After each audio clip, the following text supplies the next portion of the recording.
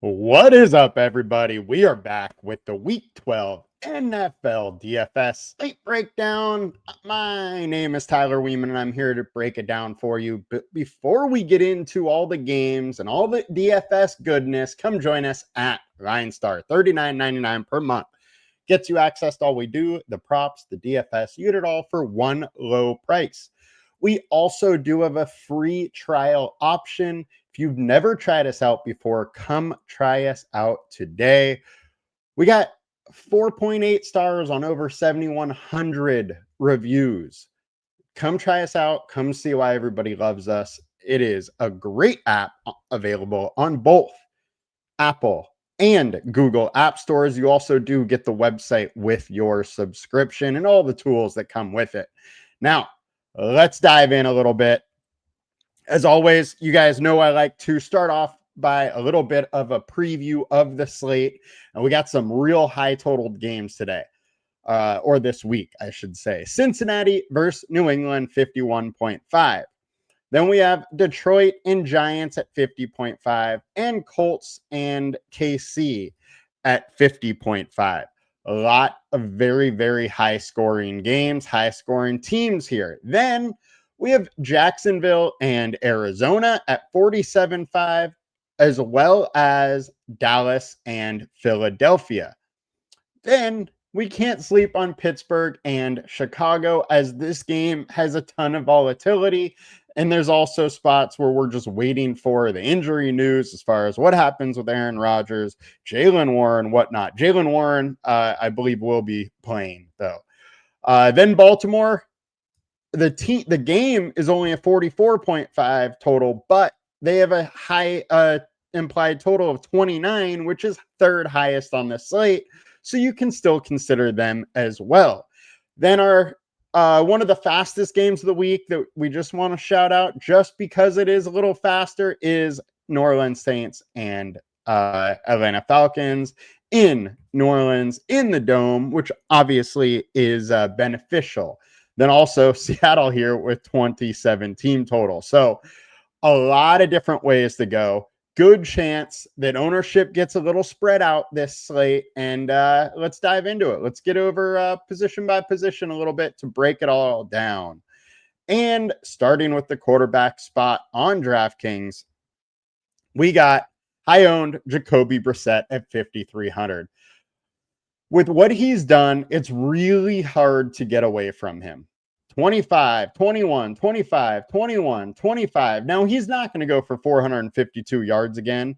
And his weapons aren't as good as, they generally are, because Harrison is still going to be out and Michael Wilson is going to be stepping in that WR1 role.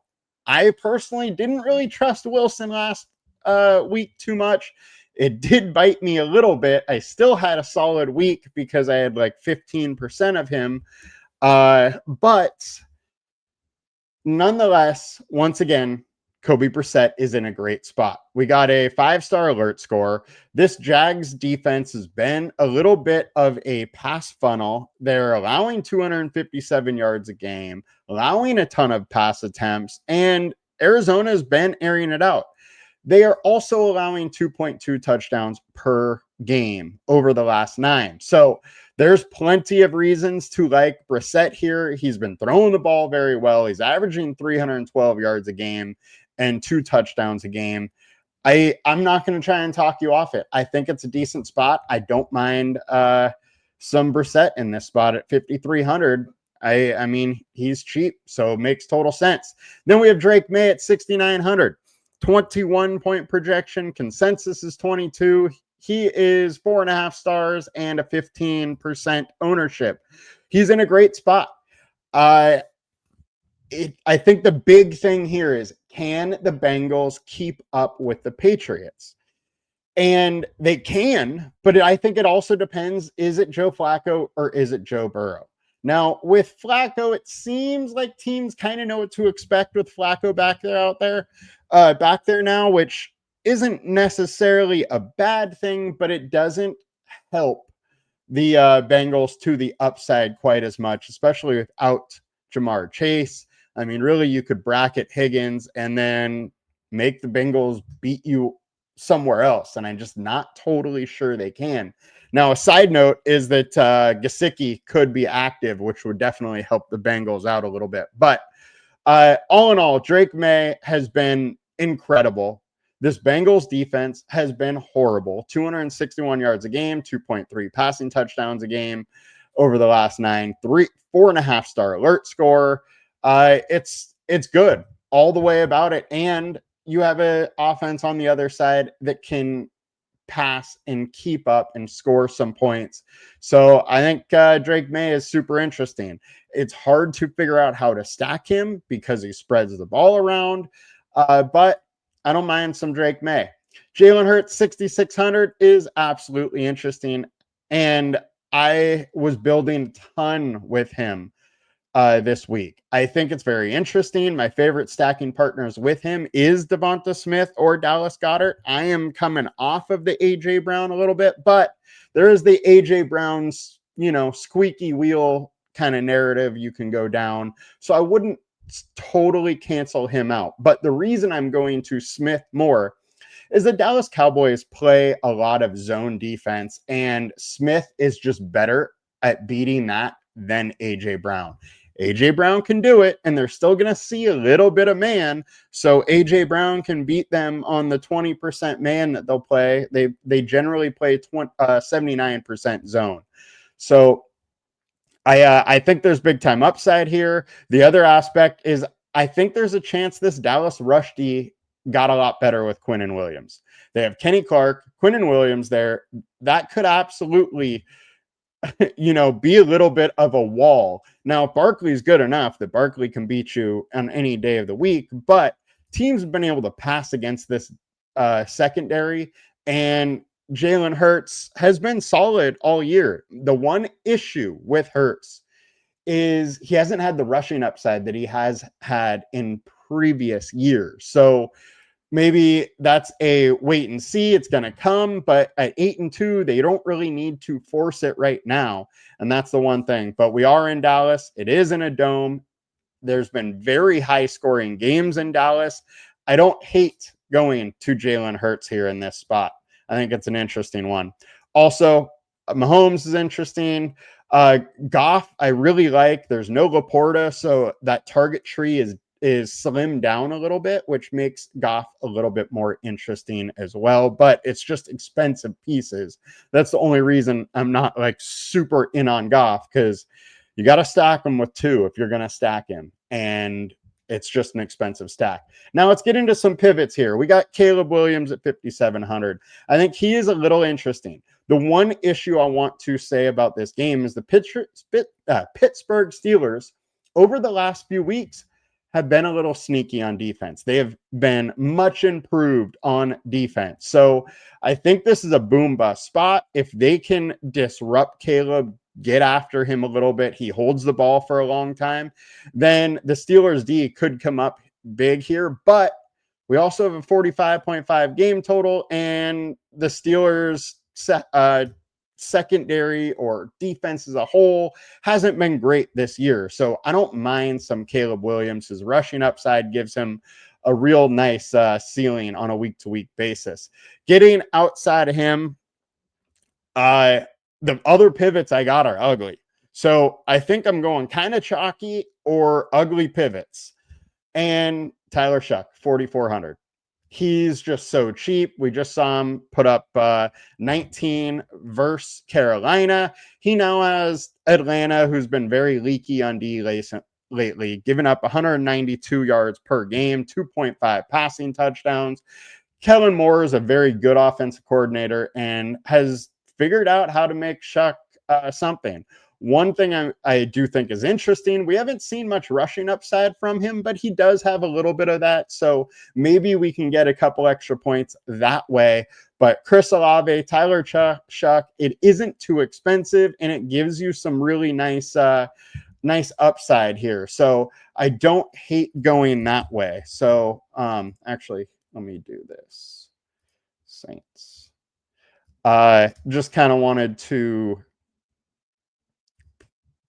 show you in a graph a little bit. So last week, it would have been 43 points from 10.5K in salary. I mean, I'll take that all day long. That's putting you on a very good pace that is sustainable. And the thing with, the Saints also, Shaheed's gone. Brandon Cooks is gone. That target tree just keeps shrinking. You could also just pay down and go to Juwan Johnson if you want with Tyler Shuck. So I think there's some interesting ways to go to save some salary there and then get more studs in your lineup. Then Dak Prescott at home.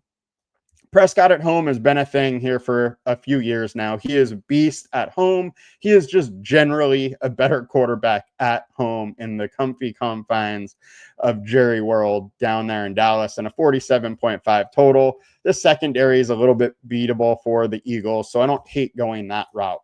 Then Jameis Winston.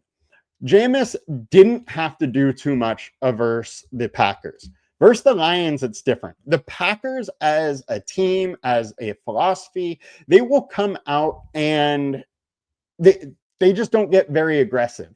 They try to win the game close and just control the pace of the game so they're in a good spot in the fourth quarter to win it. The Detroit Lions will come out aggressive no matter who they are against. This Giants defense cannot stop them. Likely is the Giants are putting up 30 points. So Giants are putting up 30, the Lions are going to put up 30, and the Giants are going to pass. Then we have a Jameis Winston 4,600. You got Wan'Dale Robinson, you got Darius Slayton, who is probably back. And I think there's some upside there. We saw Jameis, when they let him sling it last year, he would go for some wild games. Now, I don't mind also having some Lions defense because he could throw 2 pick sixes, but for fantasy goodness, for some fantasy upside, I think Jameis Winston is an interesting pick that I haven't really heard anybody talk about. It is a scary one, but I don't mind going there. Next, we got Tyrod Taylor, or Tyrod, as Baker Mayfield says how you actually pronounce it. But look, he had one start this year versus Tampa Bay, put up 19 at 4,300. That's fine. That is usable. He is a better passer than Justin Fields. He doesn't have the same electric rushing ability, but he has some. He can give you 4 or 5 points, 10 if he gets in the end zone with his rushing upside in this Baltimore defense. While it has looked much better recently, still isn't that all that great. And you have some super cheap stacking partners. A.D. Mitchell, John Mechie, both of them are going to be involved. Or you go to Mason Taylor, who Mason Taylor or Tyrod has locked on to Mason Taylor at times when he has come in for a little bit of the backup work. So I don't hate going that way with Tyrod Taylor at 4,300. Again, these are to save up to get some more studs in your lineup. If we can only pay, $10K for a stack and it's getting us 40 points or something, it just sets us up on such a good pace to be able to win a tournament. So I like going that way. And let's get into QB on FanDuel. High owned here. We got Patrick Mahomes at 8,100. I do think it's interesting. They're essentially in playoff mode right now. They have to go on a run to make the playoffs. Losing last week really, really hurt them. At 8,100, you could do worse than going to good old Patty Mahomes. And I would expect that rushing upside to be here once again, as frankly, they're going to need him to do everything they can to possibly win. He is against the defense that's likely getting better. Shard Ward is back. They got Sauce Gardner. So that secondary is going to be improving, but the Colts offense is going to put up points versus the KCD, even though the KCD is good. And with that, I think Mahomes is super interesting because he probably is going to have to sling it. Drake May, we covered. Brissett, we covered. Lamar at 8,500, I can't really do it. I just think the pass to him being, the guy you needed to have is slim. It's going to be, he puts up 30 first half points and probably all throwing because he's banged up. They're probably not going to run him all that much in a game that they're 13.5 favorites. Now, getting over to the running back land. Now, running back world is slim this week, but we got Jahmyr Gibbs at the top at 8,300. He's going to be chalky. The team's implied point total is 31.5. Gibbs is an absolute beast. I don't hate going that route. I just don't think we need to really go too in-depth about Gibbs. But the Giants' defense isn't great. You can run on them. They're allowing 116 yards a game. They're allowing 0.9 touchdown a game. They're getting beat in the receiving game. It's 1.3 touchdowns a game over the last 4. Plenty of reasons to like Jahmyr Gibbs. Next, Bijan Robinson at 8,500. He is versus the Saints in New Orleans and in a game where it's Kirk Cousins. While I would prefer if it was Penix, they're going to run. And Bijan is too good not to at least consider. My issue is that Algier is there. If Bijan is super high owned, there's plenty of pass to want to get off him. At his price, we kind of need a 30 burger, for him to be usable. And the pass for him to do that are either 2 touchdowns or putting up like 200 yards. And it's not likely he gets either of those. 30 is a high score. He can do it. It's a solid matchup. He should be running a decent amount. I don't think the Falcons are going to get a huge lead, which means maybe a little more Bijan and a little less Tyler Algier. But, I'm never going to talk you off good old Bijan Robinson. Kenneth Walker at 5,400. Coaches have said they need to get him more involved. He looked good last week, 16 for 67 with 44 yards receiving and a tutty.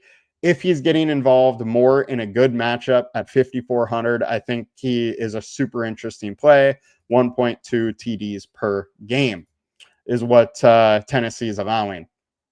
Manuel Wilson, if Jacobs is out, who Jacobs is questionable, then Wilson becomes a very interesting play. At this point, we just don't totally know. Just understand that. Next, we got Derrick Henry at 7,600 versus the Jets. I love this Derrick Henry play this week. It's coming later into the season. We've seen it year after year. You get later into the season, and the King Henry train just keeps kind of rolling. But we got a 5-star alert score. And then the Jets also got worse defensively at the trade deadline, trading more pieces. They're allowing 1 touchdown a game, over 104 yards a game. The other aspect is Lamar Jackson is banged up. And with Lamar Jackson banged up, I would expect we see a big dose of King Henry. I would be surprised if he doesn't get 103 yards and a touchdown in this spot. So King Henry is there. He also has that, chance of the 2 touchdowns, so definitely interested. David Montgomery. Now, Dan Campbell has said a couple times this year that he wants to get him more touches. And in games where they have controlled it, he actually has done that.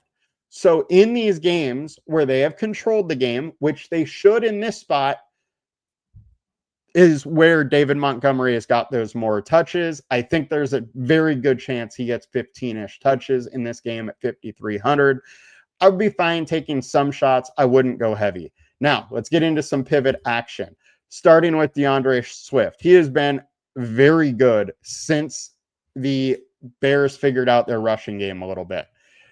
21 for 90, 1 target, no catches, no touchdowns last week. But hey, he adds a touchdown there and he's interesting.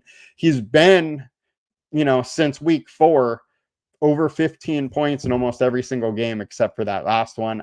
And the game that he missed, Monangai went absolutely nuts. So I think Swift is a very interesting spot. If you want to go Monangai for the TD upside, I get it, but don't totally love it. Bam Knight, 4,900. DeMarcado's out. I would expect he gets more work.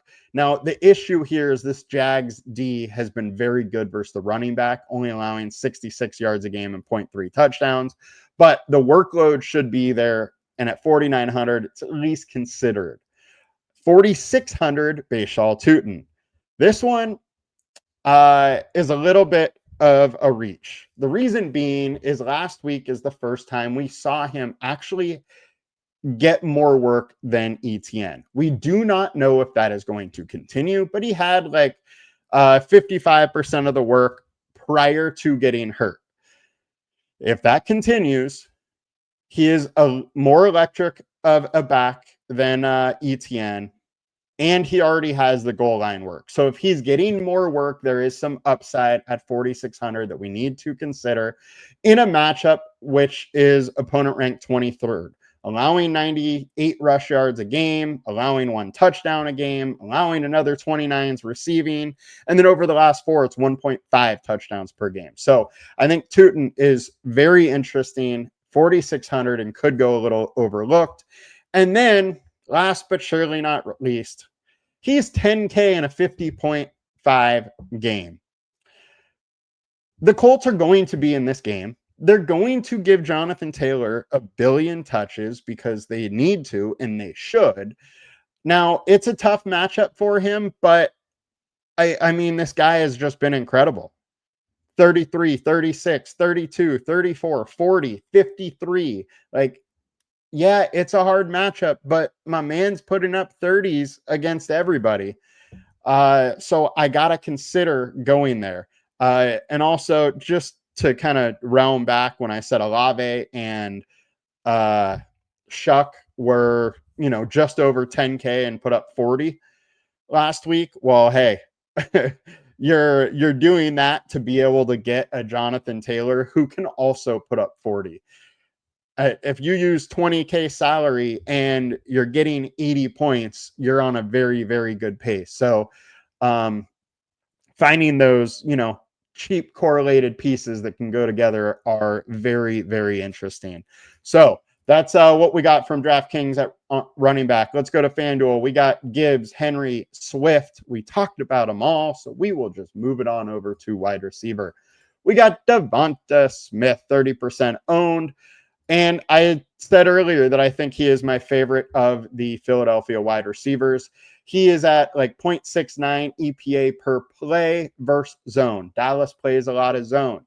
That EPA is the best on Philadelphia. They're going to go to him a lot in zone coverages. So let's go Smith. Michael Wilson, 4,800. Look, I don't think he's ever going to do 37 fantasy points again in his career. That was a huge performance, and I missed that one. I did not see that coming. I honestly thought he was going to put up a dud, but he went nuts. Maybe I'm wrong here, but I'm not going to keep chasing him at a higher salary. If I get a little bit in stacks, I am fine, but I'm not playing him as a one-off at high ownership. JSN 9K, 22-point projection. There's literally been no receiver in the game that's been as consistent.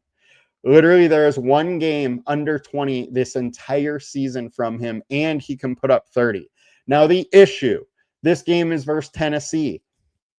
He likely doesn't have to put many points up in the second half, so he's got to get it done early. I don't love the 9K salary with that. I'm fine getting some JSN, though. I'm never going to say you don't play JSN. Mechie at 3,300, put up 14 last week.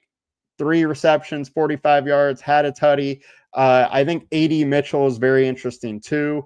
I personally like Mitchell better, and the reason being is Mitchell has 6 targets, while Mechie only had 3. Mechie just got in the end zone, so he's going a little higher owned. He's getting a little higher projected, but I think Mitchell is a little bit more of a little more exciting of a player. Yosevas at 4,100. He's likely to step in and run opposite Higgins. Now, the issue is he isn't, as much of an athlete as those two guys. I'm fine with some Yosevas, but I don't feel like you have to go there. Amon-Ra at 8K. Look, they're putting up 30 plus real points. Either Gibbs, Amon-Ra, or Jameson Williams is likely to have a big game. Like, I don't think it would be a stretch to just say, hey, I'm going to have one of them on every single roster. Like, I think that's something that you can do in this game, on this slate, is just say, hey, the Lions are going to put up, 30 plus points. Give me one guy there, and hopefully you get the right one. Now, other pivots, Chris Olave at 6,400. We've seen some upside from him recently, which is nice. Still targeted a ton. And he's got Tyler Shuck now, who will throw the ball a little bit more down the field, which is interesting and gives him a little more upside versus a Falcons defense that has been leaky lately. Jameson Williams, 5,700. He's been very good lately. 17 plus in 4 of 5 games. We know he has super big playability, so he is very interesting in that matchup. Rashee Rice, 7,700. Look, the Chiefs have to win, and their best player is Rashee Rice on offense outside of Patrick Mahomes. They're going to go to him a ton. He's used around the goal line a ton. He could easily go for 10, 102, and be a must-have versus a Colts team that's also going to put up points. Greg Dortch, 4,300, 6 targets last week, 66 yards and a tutty. He consistently gets it done when he's got opportunities in his NFL career, so I'm fine going there. Luther Burden, the talk is that he's going to get more work. Don't mind that cheap pivot. Alec Pierce at 5K. There's going to be points in that game, so I think you have to consider a deep threat like Alec Pierce. And then A.J. Brown at 5,900. His price is low, and I threw him on here, even though I like Smith more. Threw him on here because he's just going too overlooked, too low owned, and he has a great matchup. So, we have him at 3% owned, a very high leverage piece right now. Now, getting on over to wide receiver on FanDuel, Higgins, Diggs, JSN, Wandell. Wandell's fine if you want to play him. Winston should have to throw it, so I like it. He's the WR1 right now. Diggs, 6,700. If this is a shootout, Diggs is probably going to get going. He had his season high in snaps last week, and hopefully that just continues to go up as they get ready for the playoffs. And let's get into the tight end options. So, Mark Andrews, I don't mind him in Lamar stacks, I don't mind him just being a single play either. He could definitely get 2 touchdowns. It's in a good spot. Hunter Henry at 3,900. This is a game we like. High scoring game. And Bengals keep things underneath a lot. You're able to move the ball on them very easily. Running the ball, under routes. And with that, Hunter Henry's interesting. 6,800 Trey McBride. 3 of the last 4, he's put up 29 plus fantasy points. He is being targeted a ton. He has 5 touchdowns in that range, and he has 6 dating back to Indianapolis. And the Jags are awful versus the tight end. Trey McBride is going to eat again. And at 6,800, I would rather him than some wide receivers at his price. So Trey McBride's going to be in a ton of my lineups. And if you're using him, I don't mind going 2 wide receivers 2 tight ends in a lot of lineups. Kyle Pitts at 4,300 versus the Saints. A lot of plays are going to be in this. They have no London, and Mooney has looked awful this year. So maybe a little bit more love is going to Pitts in this matchup. Pivot-wise, Dallas Goedert, 4,200. There is Devonta Smith and then Dallas Goedert as the 2 zone beaters in that passing game in Philadelphia. Tyler Warren. This is a situation where in games that are close, like within 7 points, he is crushed in almost every single one of them. 79 yards, but no TD. 70 yards and a TD. 63 yards and a TD. 69 yards and a TD. You get the picture. He in 99 yards, 10 targets, 8 receptions. He is probably going to be used a lot. It's just, does he get a touchdown or not to make him cost effective at 5,500? I absolutely think there's a path, and I don't mind paying for him whatsoever. Tight end on FanDuel, Kelsey, 6K.